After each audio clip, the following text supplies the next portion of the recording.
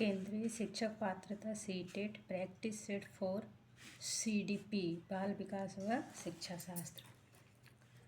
निम्नलिखित प्रश्नों के उत्तर देने के लिए सबसे उचित विकल्प चुनिए।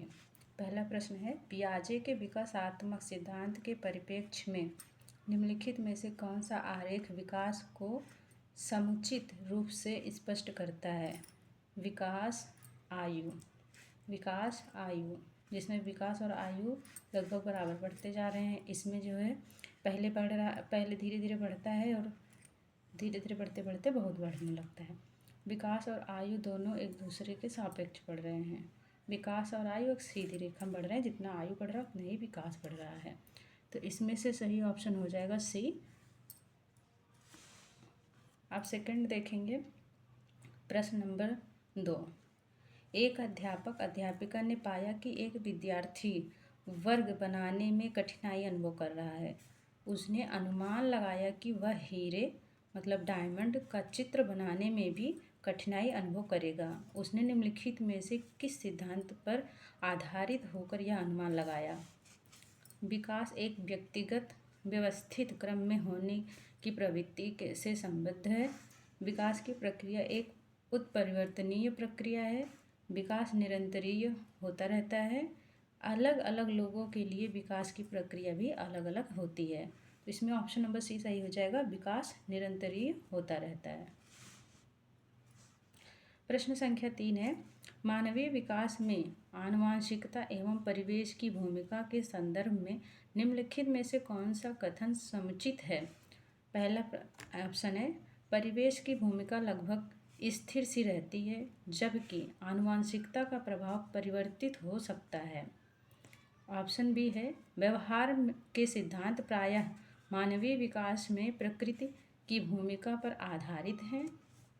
ऑप्शन सी है, विकास के विभिन्न क्षेत्रों में आनुवंशिकता एवं परिवेश का सापेक्षिक प्रभाव परिवर्तनशील है।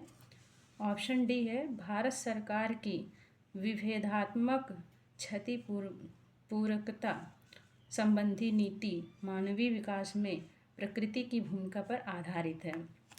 इसमें ऑप्शन नंबर सी सही हो जाएगा, विकास के विभिन्न क्षेत्रों में आनुवंशिकता एवं परिवेश का सापेक्षिक प्रभाव परिवर्तनशील है। प्रश्न संख्या 4 है, सामाजिकरण के संदर्भ में विद्यालयों के पास प्रायः एक प्रक्षत्र पाठ्यचर्या विद्यमान रहती है, जिसमें निहित है। पहला ऑप्शन है, बलात्मक अधिगम, चिंतन व समकक्षीय साथी एवं अध्यापक की अनुकृति द्वारा विशेष रूप से अपनाया जाने वाले व्यवहार। ऑप्शन बी है, अंतःक्रिया व सामग्री द्वारा विद्यालयों में प्रस्तुत किए जाने वाले सामाजिक भूमिकाओं से संबद्ध अनौपचारिक संकेत। ऑप्शन सी है, परिवारों के माध्यम से विद्यार्थियों का समझौतापूर्ण व प्रतिरोधात्मक सामाजिकरण। ऑप्शन डी है, मूल्यों व अभिवृत्तियों का शिक्षण एवं आकलन। तो इसमें डी ऑप्शन सही हो जाएगा, मूल्य व अभिवृत्तियों का शिक्षण एवं आकलन।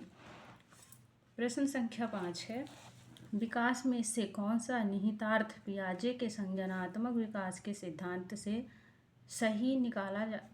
नहीं निकाला जा सकता है। ऑप्शन ए, बच्चों की अधिगमनात्मक तत्परता के प्रति संवेदनशीलता। दूसरा है वैयक्तिक भेदों की स्वीकृति। तीसरा है खोजपूर्ण अधिगम। चौथा है शाब्दिक शिक्षण की आवश्यकता। तो इसमें से सी ऑप्शन है, खोजपूर्ण अधिगम। प्रश्न संख्या 6 है, निम्नलिखित में से कौन सा कोहलबर्ग के नैतिक विकास के चरणों का लक्षण है। ऑप्शन ए, चरणों का परिवर्तनशील अनुक्रम। विभिन्न चरण अलग अलग